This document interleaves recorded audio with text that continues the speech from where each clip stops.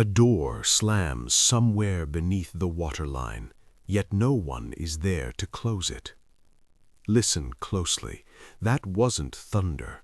It was iron meeting iron, a sound that carries memory the way a wound carries heat. Galveston, 1859. A port breathing in and out like a great lung, exhaling cotton dust and secrets. I should warn you, what follows was never meant to be heard. I am only a courier for whispers, and even I do not trust my own voice. They said he was inventory, a line item, a sum of muscle and bone tallied in ledgers with a pencil worn to a nub. And yet, here is the paradox. They feared him not for his strength, but for his mind. An inscrutable thing that, intelligence where none was permitted, a light flickering in a place designed as an oubliette, a forgetting pit with walls that drink sound. I have read the bills of sale with hands that trembled. I have traced the margins where malice hides in tidy numerals. You will hear me say they, because names rot faster than bodies in this story. What remains are vestiges, a smudge of ink, a torn corner, a rumor stitched into the sepulchral quiet of archives. And the rumor insists, no, it leans in and breathes that the most intelligent man on the docks was shackled and priced like a mule. At the 22nd mark of this tale, right here, know this: one document exists that should not. It records a question asked by the enslaved man himself, a question so precise it froze the room. Who taught him to ask it, and why does the answer vanish? The room changes as we linger. The temperature drops, a cellar cold creeping up the ankles. There's a smell now, the copper tang of old blood mingled with salt air, as if the Gulf itself remembers. Paper under my fingers feels gritty, as though ground with bone, an ossuary reduced to dust and pressed into pulp. I hear breathing in the stacks, shallow and jagged, and I cannot tell if it is mine. Stay, do not blink. If I am unreliable, it is because the truth keeps rearranging itself when watched, and somewhere in Galveston's ledgers a man waits, counting us as carefully as we count him. The scratching you hear isn't rats. It's a pencil trying to remember what it erased. Galveston's counting room sat low and narrow, a sepulchral box nailed to the docks. Sunlight reached it only after being filtered through cotton bales and human breath. The men inside wore linen stiff with salt and sweat. Their collars rasped against their necks each time they swallowed. I imagine their fingers, ink-stained, confident, moving down columns of numbers like priests fingering rosary beads. Inventory, weight, age, defects. And then there was him. He stood where the light failed, chains slack but present, an oubliette made portable. No one described his eyes directly. That absence is itself a vestige. Instead, the ledger notes, subject attentive, unusual composure. Attentive, as though listening were a crime. His posture told the rest. Shoulders set, chin lifted just enough to invite correction. The men around him shifted their boots, leather creaking. One cleared his throat and found no words. Another pressed a fingernail into his palm until the skin split, a bead of red blooming and disappearing into paper fibers. The air smelled of wet rope and iron filings. It was warm at first, then suddenly cold, as if the room inhaled and decided to keep the breath. When the man spoke, it was not loud. It did not need to be. He asked for clarification on a number, not his price. No, the margin. Why did the totals not align? Silence followed, thick and textured, like wool pressed against the ears. Why would a man marked as property understand arithmetic better than his keepers? If he could read the ledger, what else had he already read? Outside, the docks sang their endless dirge. Chains clinked, gulls screamed, and waves slapped the pilings with bored insistence. The enslaved man was moved closer to the water where buyers preferred their inspections. Sunlight struck his skin and recoiled, revealing scars like a map no one wanted to navigate. A trader ran a thumb across one mark, testing texture the way a butcher tests fat. The man did not flinch. Instead, his breath slowed, measured, counting seconds. Here, the malice was quieter, almost polite. Questions were asked about endurance, obedience, temperament. Answers came from mouths that were not his. Yet when a buyer mispronounced a place name, an African river folded clumsily into English, the man corrected him, softly, precisely. The buyer laughed, a brittle sound, but his eyes darted away, pupils blown wide as if facing an animal that had suddenly spoken.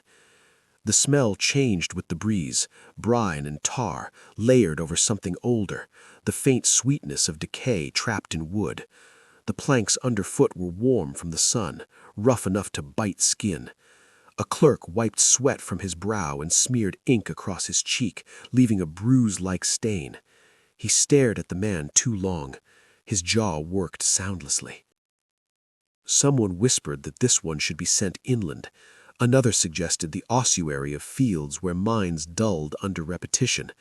The suggestion hung there, unanswered. What kind of buyer fears conversation more than rebellion? Who decided that intelligence itself was a liability worth burying? Night fell like a curtain soaked in oil. Lamps were lit, their flames trembling as if aware they were trespassing. The ledger was closed, tied with twine and slid beneath loose floorboards, hidden not for protection, but containment. I know this because of the note. A scrap, no signature, written sideways, hurried, as though the writer expected interruption. It described a test, a private one. The man was asked to solve a problem involving cargo weight and tide schedules. The solution was correct, more than correct. It anticipated variables no one had mentioned. The room, the note says, grew cold. Breath fogged. One observer felt the prickle of gooseflesh rise along his arms, each hair standing at attention like a warning. The smell then, lamp oil and mildew, with an undercurrent of copper. Fingers fumbled, paper tore. Someone crossed himself. Another laughed too loudly and knocked over a chair, its legs scraping, a scream trapped in wood. The decision was swift and undocumented. The note ends mid-sentence, the last word blotted until unreadable, as if drowned. The texture of that scrap is wrong. Brittle, it flakes at the edges like bone left too long in open air. An ossuary reduced to pulp again. I can feel the damp chill even now, seeping through my gloves, climbing my wrists. If this man could predict the tides, could see systems within systems, what future did they believe he might predict next? And where do you send a mind that refuses to stay owned? The chains did not rattle when they took him. That is what unsettles me most. They moved him before dawn, when the port still pretended to sleep. Lantern lights smeared the fog into pale bruises, and every step sounded like it was being taken inside a mouth. Orders were given without verbs. Hands gestured. The man walked as if he had already measured the distance and found it wanting. A clerk followed, boots whispering against damp boards. He kept touching his lips, as though counting teeth. Somewhere, a ship's bell rang once, too early, too sharp, and then went quiet, like it had said too much. The man turned his head at the sound, just slightly, listening for what the bell had not rung. Someone tightened the shackles then, leather biting skin. No cry, only a pause in breath, a recalibration. The smell here was tidal mud and sour coffee, mingled with the faint sweetness of rot rising from between planks. The air grew colder the closer they came to the warehouse, a temperature drop that pressed into the bones. The building had no sign. It did not need one. Its doors were scarred with old impact marks, each dent a vestige of argument. Inside, the light dimmed.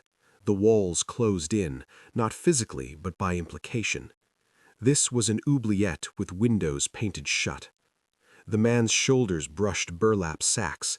Dust bloomed and settled on his lashes. He inhaled once, slow and deliberate, as if cataloging the room. Why move a man in silence unless sound itself is evidence? What was said about him that could not survive daylight? They called it an interview. No paper announced it. No ledger recorded it. 3 men stood at different distances, forming a triangle that never quite closed. One leaned against a crate stamped with foreign letters. Another kept his hands folded, knuckles white as chalk. The third watched the ceiling, lips moving in private arithmetic. The man was asked to speak, about anything. This was the trap, freedom framed as invitation. He spoke of the tide tables first, how the moon's pull could be counted, predicted, resisted only briefly. He described how weight shifted in holds during storms, how cargo rearranged itself when men slept. His voice was even, almost gentle, and it made the listeners sweat. One interrupted, demanding obedience. The man nodded, then asked a question in return. What is obedience if it is based on error? The word error landed like a dropped plate. Someone's chair scraped back. Fingernails dug into palms again. Skin broke. The copper tang rose, sharp and unmistakable. The room seemed to lean toward the wound. A chill crept along the floor, up calves into knees. The texture of the air thickened, as though breathing required permission. The crate behind the leaning man exhaled dust that smelled of old grain and older bones, an ossuary disguised as commerce. The leaning man wiped his brow and left a smear that looked like a thumbprint on glass. They decided then. Not aloud. Decisions of this sort never announce themselves. A look passed. A throat cleared. The ceiling watcher stopped counting and smiled without warmth. If a mind reveals the cracks in its cage, does the cage tighten or disappear? Who benefits when brilliance is rebranded as defiance? The cart waited where the road thinned and the buildings forgot their names, wheels wrapped in rags to hush their complaints. The driver avoided the man's eyes, focusing instead on the reins which he twisted and untwisted until the leather squealed. They set off as the sky paled, the horizon a thin, sickle-shaped promise. Fields replaced water. The smell shifted. Cut grass, manure, the iron-sweet hint of rain on dust. Heat crept in now, sudden and oppressive, pressing sweat from skin. Flies gathered, testing boundaries. The man counted fence posts. His lips moved without sound. When the cart jolted, he braced himself by instinct, predicting the road's mood before it expressed it. At a crossroads they stopped. A signpost leaned, its letters worn to ghosts. The driver spat and crossed himself. He whispered something about trouble that follows clever men. He listened. He always listened. A hand tightened on the chain. The metal warmed quickly, as if eager. They turned toward land that flattened thought through repetition, toward fields that functioned like an ossuary for questions, where curiosity was buried season by season under the same furrows. The texture of the air grew gritty, dust catching on the tongue. The sun climbed, and with it a sense of being watched, not by eyes, but by systems that prefer their cogs unthinking. The last note I have, another scrap, another heresy, mentions a pause. The man asked for a moment to mark the sun's angle. Permission was denied. He marked it anyway, with his breath, with the tilt of his head. If you can map the sky without paper, what cannot be taken from you? And what survives when a mind is planted in soil designed to forget? The cicadas screamed as if someone had struck a match inside their throats. The plantation revealed itself by subtraction. Fewer trees, fewer choices. Even the horizon seemed rationed. They marched him past rows that repeated until the eyes ached, furrows cut so straight they looked rehearsed. A bell rang, flat, utilitarian, and men bent in unison, the motion rippling like a diagram come alive. He hesitated half a breath, measuring the cadence, then joined, not late, not early, exactly on time. A man with a ledger, different paper, same malice, read rules aloud. No questions, no tools beyond what was issued, no counting that could be seen. The words stuck to the air, humid and heavy. The heat pressed down suddenly, a change you could feel behind the eyes. Sweat pooled along spines and dripped, darkening soil that smelled of iron and rot. He knelt to work. The dirt bit into his palms, gritty, unyielding, as if ground with bone. Somewhere beneath, an ossuary of failed harvests and broken bodies waited without patience. He learned quickly what the field allowed. Repetition dulled edges, rhythm hid thought. He altered his breathing to match the bell, shallow enough to disappear. When the overseer passed, the man's shoulders curved the proper amount. When the overseer left, the shoulders straightened by a fraction, a vestige of something unburied. At noon, they drank from a shared tin. The water tasted of rust and algae. He sipped, not swallowed, letting the temperature settle, mapping thirst against sun angle. An older man beside him stared at the ground as if it might open. The older man's hands trembled, his nails were worn to crescents. He noticed the tremor. He always noticed. Why teach a field to silence men unless it fears what men might say? What happens when silence becomes a language and someone speaks it fluently? Darkness arrived without ceremony. The quarters breathed mildew and smoke, a low ceiling trapping heat like a held confession. Bodies lay close, the floor slick with sweat. The smell was layered, lamp oil, damp straw, old wounds reopening with movement. He waited until breathing synchronized, then began to count without numbers. He tracked the bell's echo time from the day, the distance to the well, the pace of the guard whose boots dragged on the turn. He counted stars through a knothole, correcting for cloud. He did not move his lips. He pressed his tongue to the roof of his mouth, a mnemonic against being overheard. The temperature dropped near midnight, just enough to raise gooseflesh. He marked the moment. Cold brings clarity. Cold also brings mistakes. A whisper brushed his ear, a question shaped but not voiced. He answered by tapping once, twice, then stopping, an instruction to wait. The whisper retreated, replaced by a shallow, jagged breathing that scraped like a saw. Someone down the road dug fingernails into their palm. The copper tang bloomed and faded. He adjusted, slowed his own breath to offer cover. He took a splinter from the floor, thin as a thought, and scratched a line into the underside of a bench where no one looked. A cipher without letters, a tide table disguised as damage. The texture of the wood flaked dry and brittle. He inhaled dust that tasted of age and mouse droppings. Memory stuck to it. Outside, a dog barked once and fell quiet. The guard coughed. The field exhaled heat stored all day. He listened for the sound beneath the sound, the one that says a system is shifting. If you can calculate in darkness, what do you owe the light? Who notices when knowledge begins to circulate like contraband? It began with a mistake no one could admit to making. A wagon tipped at the far end of the rows, axle sheared where grain met mud. Men gathered, hands hovering uselessly. The overseer cursed and struck the wheel with a stick, as if insult might fix physics. The sun climbed, heat thickened, oppressive, a pressure that made teeth ache. Flies stitched black patterns in the air. He watched from his row, gauging slope and load. He waited until the curse repeated, a signal, then spoke without raising his voice. He told them to move the sacks, not the wheel, to shift weight downhill first, to wedge the axle with cut wood soaked in water so it would swell. The words landed softly. No one moved.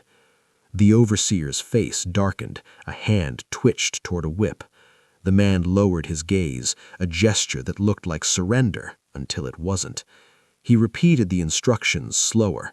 The older man from the tin lifted a sack. Another followed. The wheel rolled free with a sigh, the sound of friction yielding. The wagon stood. Silence. The smell changed. Hot grain and wet wood, a sweetness edged with mold. The overseer's mouth worked. He laughed too hard. He said it was luck. He said never do that again. The whip remained coiled, undecided. The men returned to their rows, shoulders bent, eyes forward, but something had been set in motion that did not belong to the field. That night, the quarters felt colder. The damp chill crept along the floor, climbed ankles, lingered. He lay awake, fingers tracing the cipher beneath the bench, expanding it. Somewhere, a ledger awaited new lies. When a system benefits from ignorance, how long before it hunts understanding? And who will be blamed when intelligence refuses to stay accidental? The bell rang twice at the wrong hour, and everybody knew it before any mind admitted it. They called for him by description, not by name, the one who fixed the wagon.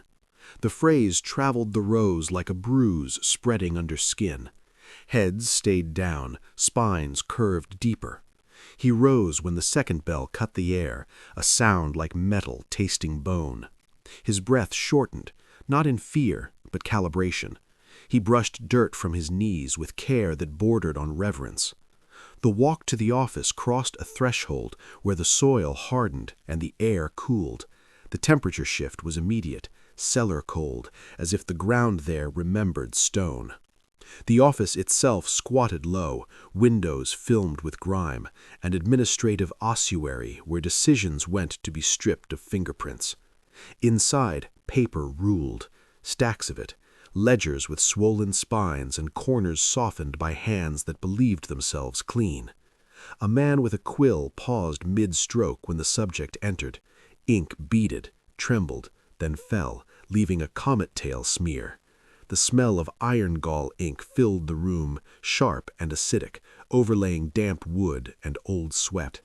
The quill was set down too carefully. Another man adjusted his collar until the linen rasped. They asked him to stand in the light. He did.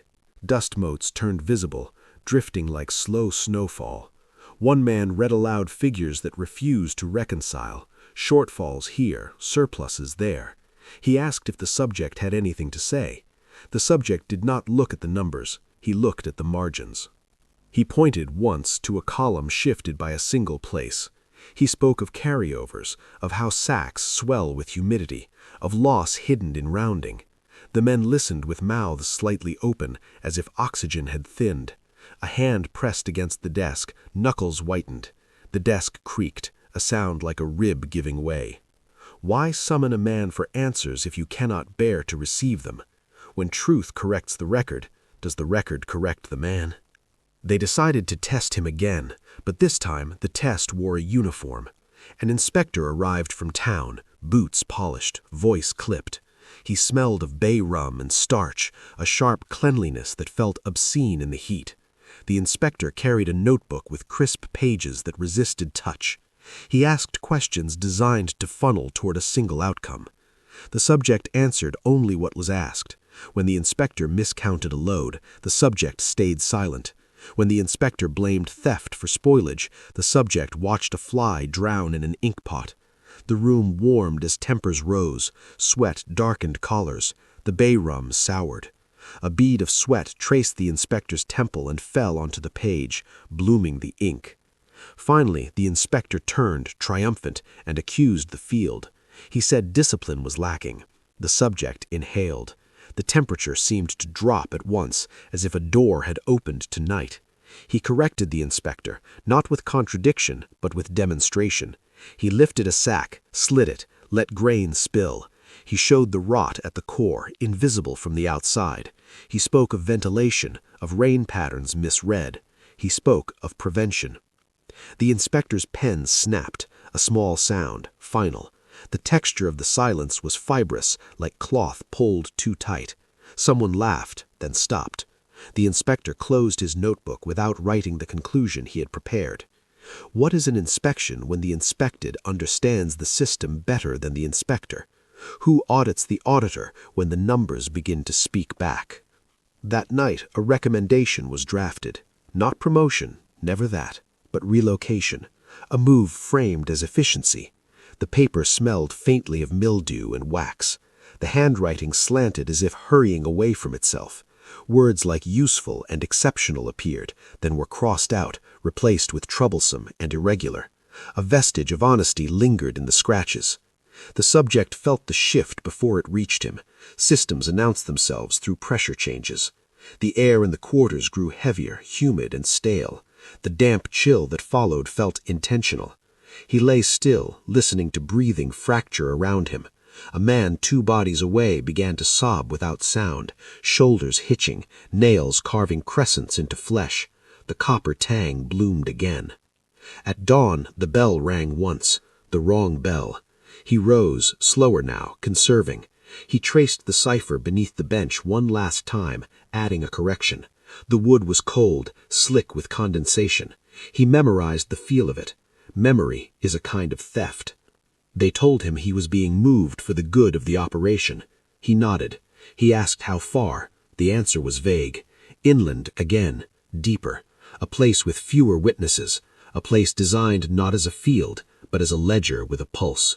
When intelligence is logged as a discrepancy, where does the balance sheet send it? And what happens when the correction refuses to disappear? The road screamed when the wagon turned, a sound like chalk dragged across bone. They moved him at noon, brazen now. Secrecy had failed, obscurity would do. The sun pressed down like a hand that knew where to hurt. Heat shimmered off the road, bending distance into a lie. The wagon's bed was lined with old canvas, stiff with salt and something darker. He sat, wrists bound, counting the sway. 1, 2, pause, 3. The pattern told him the axle was warped. He adjusted his weight to compensate. The driver noticed the smoother ride and did not ask why. The smell shifted as town fell behind them, hot dust, crushed weeds, the sour sweetness of stagnant water in ditches. Sweat traced his spine, cooled by passing shade, then reheated. Each temperature change became a mark. He kept them. Memory requires pegs.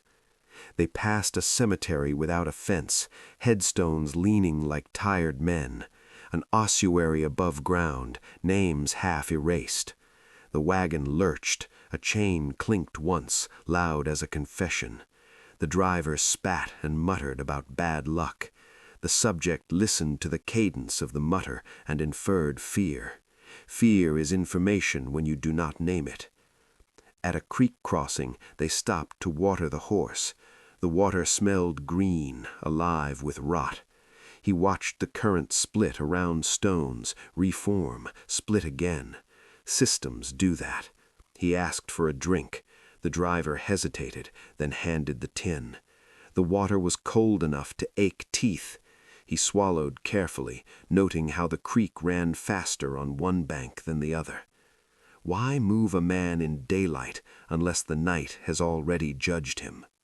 What destination requires the sun as witness? They called it a mill, though nothing was made there that could be sold openly. It crouched near a bend in the river, smoke staining the sky even when the wheels were still. Inside, heat replaced light, steam hissed. The floor vibrated with power borrowed from water and paid back in flesh. The smell was oil, wet grain, and old iron, an industrial incense masking an ossuary of accidents. The overseer here did not raise his voice. He wore gloves indoors and never removed them. He looked at the subject the way one looks at a tool rumored to bite. Instructions were simple. Monitor flow, report irregularities, do not touch the books. The subject nodded. He touched the machines with his eyes instead. Within an hour, he mapped the rhythm. Belts slipped at predictable intervals. Pressure spiked before release. He felt the heat thicken near a valve and tasted metal in the air. He warned a man with a scarred cheek to step back. The belt snapped a moment later, lashing where the man would have been. The room went quiet, then resumed its roar. The temperature dropped near the river-facing wall. Condensation slicked the bricks. He pressed a finger there, felt the damp chill, understood a draft. He adjusted a shutter when no one watched. The hiss softened, the flow stabilized. The gloves man stared, jaw tight, then wrote something down without looking at the subject. At break, they ate standing. Bread tasted of mold, water tasted of oil. A man shook so hard his cup rattled. His breath came in jagged pools. The subject placed the cup on the floor, showing where to set it so it would not tip. The man copied him, eyes wide. If a place survives on controlled chaos, what happens when someone introduces order? Who profits when disaster becomes predictable? The books were kept in a room above the wheel, reachable by a stair that moaned under weight. The subject was not permitted there. He went anyway, invited by necessity masquerading as emergency. A jam threatened to burst a pipe. He climbed, hands finding purchase by feel. The stair's wood was warm, grain polished by years of fear. The ledger lay open, a beast at rest. Columns marched, margins whispered. He read without touching, tracking sums, spotting a pattern that hid theft behind waste. He smelled wax and mildew. The air was cooler here, the river's breath threading through cracks. He corrected a misalignment with a finger in dust on the desk, erased it with his sleeve, left no mark. Below, the wheel groaned. He called down instructions, short, precise. The jam cleared, steam thinned. A shout of relief rose, then died. The gloves man appeared at the door. For a long moment, neither spoke. The gloves squeaked as fingers flexed. The gloves man said the subject had overstepped. The subject replied that the mill would have lost a day. He said this without emphasis. The gloves man looked at the ledger, then away. He said there would be consequences, framed as opportunity. He smiled without showing teeth. That night, the river rose, rain drummed, the mill held. The quarters flooded ankle deep, cold water bit skin, numbing. The smell was mud and sewage, sharp and honest. Men lifted their feet and waited. The subject watched the current creep and stop where he predicted it would. He shared that number to no one. A note was added to the ledger in a hand not the gloves man's. Exceptional awareness. Crossed out, rewritten, disruptive capacity. When the book begins to describe you, how long before it demands an ending? And who decides whether a correction becomes a footnote or a purge? The whistle blew without steam, a sound like a throat clearing where no lungs should be. They convened at dusk when truth thins and paperwork thickens. The room above the wheel was shuttered. Lamps burned low, their flames pinched to obedient teardrops. Heat lingered from the day, then fell away as the river's breath crept in, a damp chill that slicked the brick and made the skin prickle. The ledger sat centered on the table, spine cracked, pages bowed like ribs, an ossuary disguised as accounting. He stood where the light failed again, history repeating itself with better posture. The gloves man was present, as were two others whose names appear nowhere else. One smelled of bay rum gone rancid, the other of cold tobacco and wool. The air carried iron and wax. Someone cleared a throat and began reading charges that had the texture of lint. Irregular initiative, unlicensed adjustments, influence on others. He listened, head tilted, cataloging cadence. When invited to respond, he did not argue. He corrected a premise. He showed, with 3 sentences and a pause, how the mill's profit depended on the very deviations they condemned. The words fell softly. A lamp gutted. The temperature dropped again, noticeable now, undeniable. Breath fogged for a heartbeat, then didn't. Someone's knuckles whitened. Fingernails dug in until blood welled, copper-sharp in the air. They did not strike him. That mattered. Violence would have been an admission of fear. Instead, they smiled and spoke of transfer again, a special assignment, night work, isolation framed as trust. The ledger received a new line, ink pressed hard enough to bruise the paper. When power refuses to shout, what is it trying to hear? What kind of work requires no witnesses and absolute quiet? The river changed at night. Its voice flattened, a low syllable repeated until meaning wore through. He was assigned to the lower sluice, where water forced its way through teeth of iron. Steam hugged the ceiling, droplets fell and stung like needles. The smell was hot oil and algae, layered with something sweeter, decay caught in motion. The temperature swung wildly, scalding near the valves, icy along the stone where river breath seeped in. He learned the night's math quickly. Pressure plus neglect equals catastrophe. He adjusted without being seen, hands moving when shadows aligned. A man with a tremor worked beside him, breath shallow and jagged. He taught the man how to stand so the vibration would steady him. The man nodded, relief flooding his posture like a tide receding. Midnight brought the test. A gate jammed where the old weld had thinned. He felt it before he saw it, the change in pitch, the way the floor's hum shifted half a note. He signaled for a shutdown. No answer. He tried again. The whistle remained mute, malice in its silence. He acted. He wedged the gate with soaked wood, swelling, temporary, precise. He bled when the iron bit back, a clean slice across the palm. The copper tang bloomed, warm, undeniable. He bound it with his sleeve and finished the adjustment. The roar softened. The mill lived. Footsteps approached, measured, deliberate. The gloves squeaked. The gloves man watched the improvised fix and said nothing. He wrote. The ink smelled sharp, punitive. If survival requires disobedience, who is the rule written for? When saving the system condemns you, what does loyalty become? It came as an efficiency memo delivered by hand, dawn light gray, edges crisp.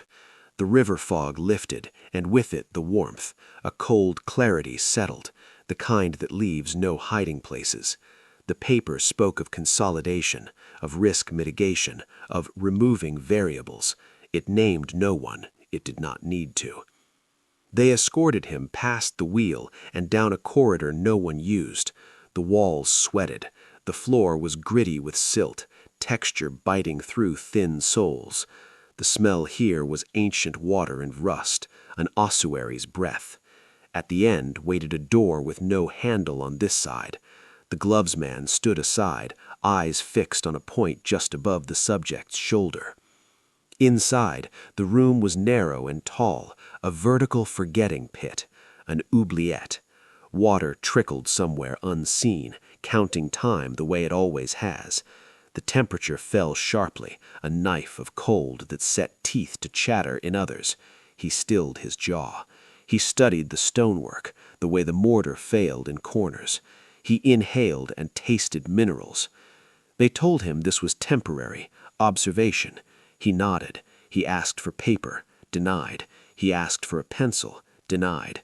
He asked for a moment to mark the sound of the drip, denied. He marked it anyway, with breath and blink, with the angle of his head. The door closed. The sound was final and not loud. Silence pressed in, textured, heavy. He counted the drip. He mapped the echo. He pressed his palm to the wall and felt the cold seep, then recede. He began to plan, with nothing but intervals. When the system builds a room for forgetting, what is it trying to remember? And what escapes an oubliette when memory refuses to drown?